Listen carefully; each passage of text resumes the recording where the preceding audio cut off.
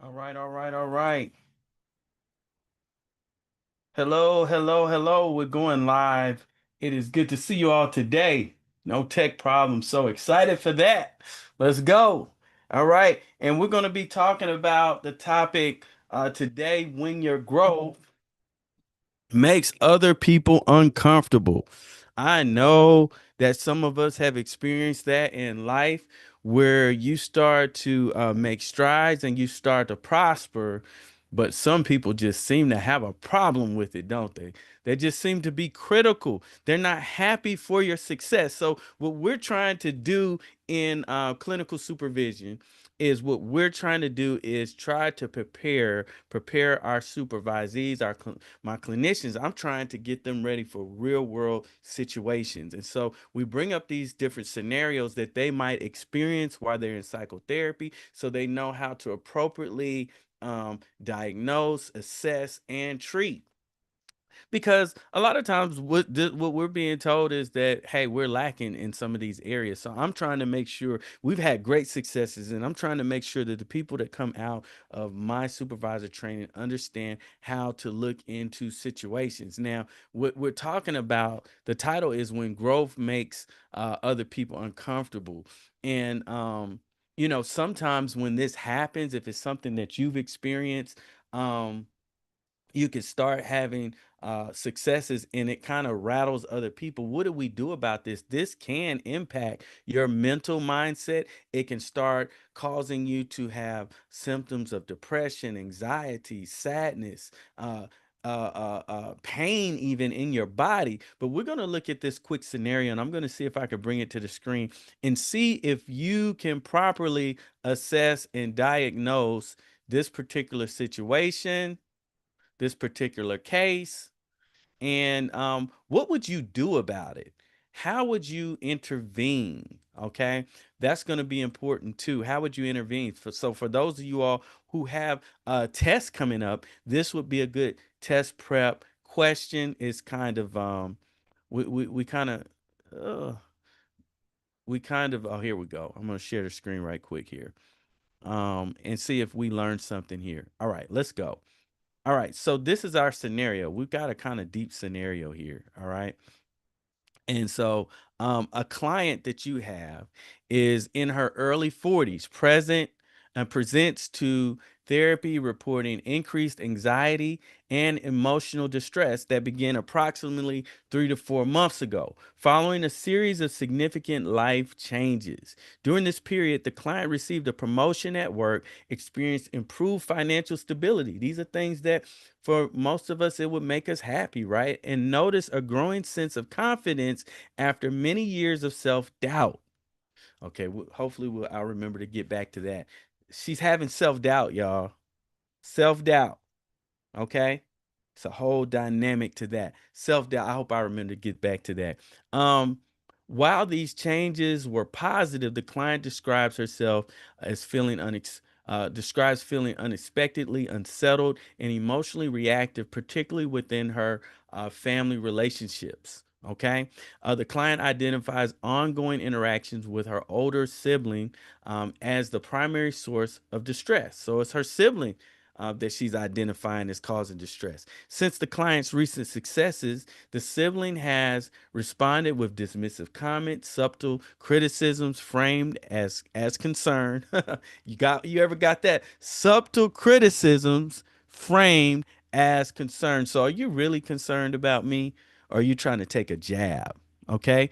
Um, and frequent minimizations of the client's accomplishments. So she's minimizing her. It sounds like a very unhappy person that she's in company with. Anytime you have someone that's just negative, especially when you're trying to do something good in life, we might want to check that.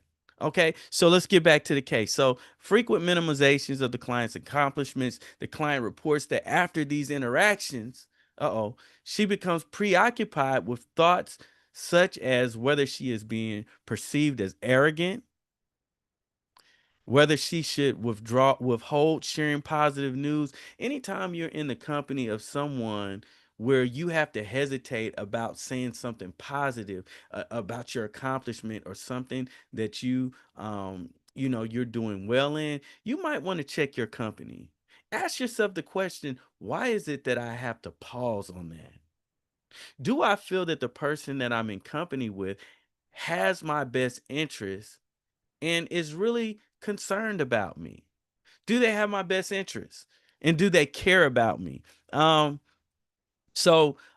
she's questioning whether or not she should bring things up or withhold information that's positive, and whether she has done something to damage the relationship. This is your client, y'all. In sessions, the client describes feeling tense and uneasy in the days following contact with her siblings. So there's something going on that when she gets in contact with her sibling, she seems to be having a negative experience within her body, and the body doesn't lie. The body's telling her something. She reports difficulty relaxing, increased irritability, disruptions in her sleep due to repetitive thinking about recent conversations, and a tendency to replay interactions mentally.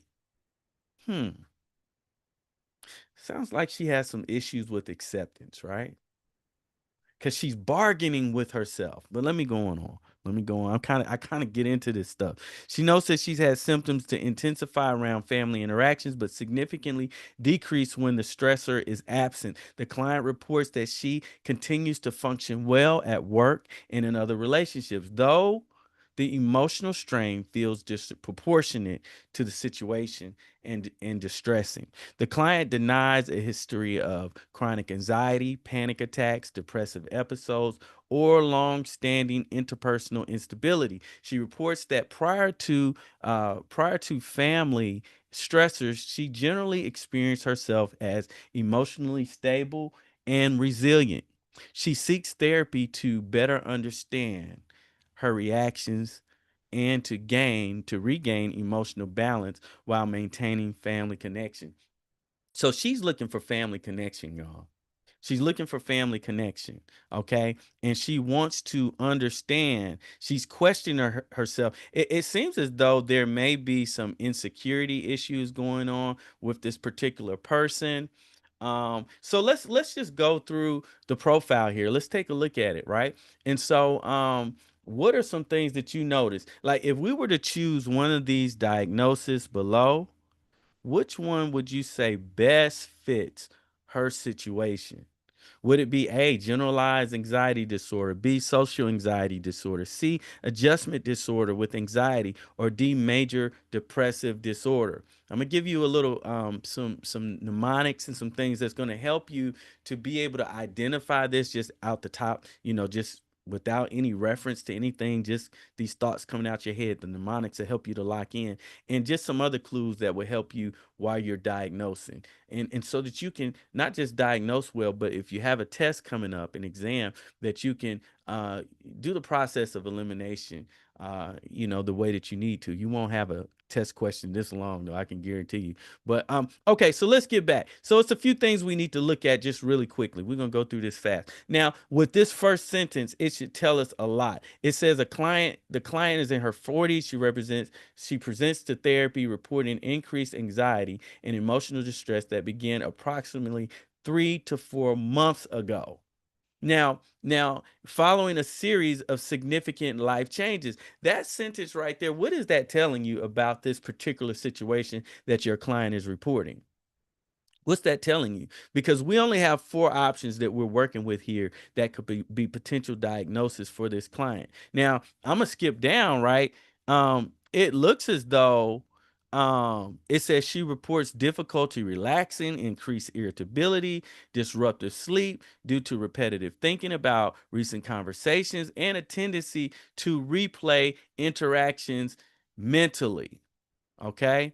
Um, so I want you to choose. What do you think the answer is, right? So when we go back to the first sentence, it says 3 to 4 months, 3 to 4 months, right, of symptoms. That should give us some context, a little bit of context on uh one diagnosis that we might potentially think is the correct answer here.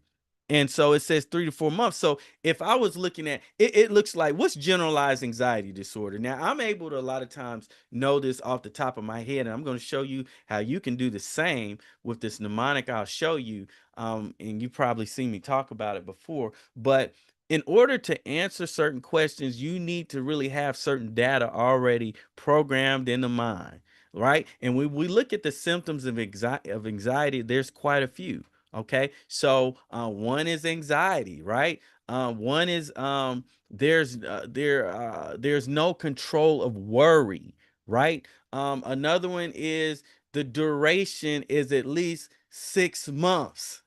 Ah, I'm gonna show you how you can know that off the top of your head. I'm not going off notes on this, right? Duration is at least 6 months. What are we saying? It's 3 to 4 months here. So if we were to diagnose generalized anxiety disorder, that probably would not be the best fit in this situation, because with generalized anxiety disorder, we need to have at least 6 months of symptoms, duration at least 6 months. So we can take that one out, right? We can go on and take that one out. But just to save time, let me go through some of the other highlights here. If I'm processing this client, I understand that I want to rule out, it says that she has a significant areas of self-doubt. And I'm looking at treatment planning too. I'm just looking at how I would want to work with her. And it makes you want to think about family systems and family dynamics, because there's something that's going on that's not right. Because she's having self-doubt, and but it seems like self-doubt already exists. Could that be because of the sibling? Possibly, but some of what I'm seeing here is just really feeling like that, you know what, you're doubting yourself anyway. Because if you were really confident, it might not matter what the sister is saying. You might be able to kind of understand that there's something going on weird with the sister. She's a little bit negative, right? So now she's self-doubting and kind of ruminating, questioning herself. A lot of times when you see this even once, a lot of times this is going on quite a bit. And that's what you got to keep in mind. Sometimes symptoms that we see um happening with clients, we have to be able to study and be able to determine, is this a one-time occasion? And that's, you can just ask them. Or do you often find yourself in relationships questioning and bargaining with yourself, say, should I have shared with her? Should I have just kept my mouth shut? Should I have, and just asking all these questions that cause significant levels of anxiety. And in our session, we talked about how to treat that with the client, right? Okay, so the client identifies ongoing interactions with the sibling. She's got the dismissive comments. She's having difficulty relaxing. Look, I want you to look at this last sentence here. It says the client denies a history of chronic anxiety, panic attacks, or depressive episodes. What is a depressive episode? We just talked about this last week, right? Because we hear that all the time, but what does that really mean? What is a depressive episode? And pretty much what we talked about last week is a major depressive episode is pretty much that we're meeting the symptoms of depression. What are those symptoms? We're meeting the symptoms of depression. Those symptoms include, and we'll go through how you can identify that, right? Through the Siggy caps. I'll show you what that means in just a second, so you can have that on your mind and not need to reference anything. But it says that there has been no depressive episode. And so the question is a depressive episode required for someone to have major depressive disorder? And the answer to that is it absolutely is. It absolutely is. And so then we're down to two. And so a lot of times I'll say what you want to do is once you get down to two, you want to revisit the question. But this mug is so long, like let's just go on and pick something, right? All right. So we have social anxiety disorder, C, adjustment disorder with anxiety, and I can tell you what the answer is here. But first, let's look at how we can kind of break things down. I told you before, I said, so I like to use mnemonics. I like to use the mnemonic for anxiety. If you want to just be able to recall all of the symptoms that are in the DSM, this is an old one, but I think I'm not good with those anyway. So but this is relevant to what's today, as far as the DSM-5 TR. This is an older version of this, but this still stands today. And I see rest. Okay, and so we have A for anxious, uh, anxiety or what have you. N for no control. D for duration, at least 6 months. And I'm gonna scroll to this one. ChatGPT messed me up. I tried to get them to give me a nice, pretty little something. Uh, and it kind of did. But anxiety, anxious, worry most days, in no control, D duration 6 months. That gives us leads us to the answer. I irritability, C concentration, S restlessness, energy decreased, sleep disturbances, and tension. So use these mnemonics to help you when you're trying to examine. And so if this is your client, as you're interviewing them, you can also be asking these questions. Okay. Anxiety. So how do I find out if they have anxiety? You just ask them, do you feel anxious, nervous, or worried most of the time? Do you worry about several things? Do you find that you have difficulty with controlling the worry? Okay. How long has this been going on? How long has this anxiety been going on? Do you find that sometimes when the anxiety shows up that you're a little bit more irritable than usual? Have you been irritable at all? Um, are you having trouble with concentrating? When I mean concentrating, like, when you're trying to stay focused on something, you find your mind kind of going from subject to subject, from maybe from worry to worry. You just can't stay focused. Are you having issues with that? And are you feeling restless? Anyway, these are some of the questions that can be used, right? When you have the and I see rest. And then also, I'm always talking about the Siggy Caps because I use it all the time. And Siggy Caps basically gives you the screening that you need to determine if someone has depression or not. All right. So the answer, I've given you the answer for this one. What about treatment planning? Okay. What about treatment planning? So a lot of us aren't doing treatment planning, and your treatment plan may look something like this. Okay. So if we said, hey, what if you were to think about what are some of the things that I need to help this individual out with? You just want to make a list of that. What is it that she's struggling with that I want to support her with overcoming? And so as we can see, in your treatment plan, you're going to want to document what the presenting problem is. So client reports increased anxiety, rumination, and emotional distress following a recent positive life change, particularly triggered by ongoing invalidating interactions with older siblings. Symptoms include tension, disrupted sleep, self-doubt, and heightened sensitivity after family contact. Distress is situational and tied to an identified relational stressor. So we start mapping out what we want to put into our treatment plan. Usually you want to select maybe at least three, I would say, three things that you want to focus on. And it's good that when you're getting into treatment planning, that you have objective goals, but goals that can be measurable goals. Okay, so like with here we say one of the treatment goals is going to be in objectives is reduce anxiety symptoms related to family interactions, because that's core, right? That's what we're seeing, is that this person is in the presence of family, and this is when the stressor comes on. So it's kind of like a situational thing when you're around this family member or family in general, and so of course that could be mixed up with some type of social anxiety, but that's we just didn't have enough for that. And so client will report decreased anxiety following sibling interactions from 7 to 10 to 3 to 10, because she's at a 7 right now. Okay, within 8 to 10 weeks. So we might have her for a little bit.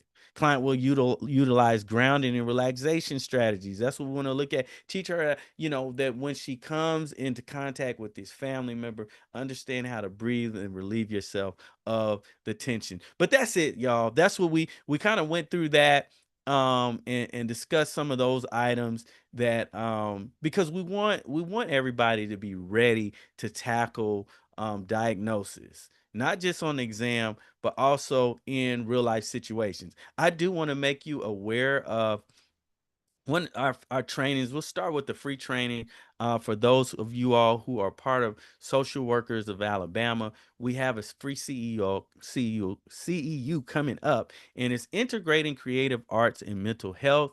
That will be on February the 17th, Tuesday, from 5:30 to 6:30. We want to see you there. We also have our online training, that's on demand. DSM-5, I love that. Isn't that beautiful? DSM-5 TR, disrupted, and this is a self-paced DSM course for those of you who are clinical and need those 3 CEUs that are required for everyone who has a clinical license. And then we have our supervisor training coming up in March on the 23rd and 24th. This is an online training, and we want you to be there.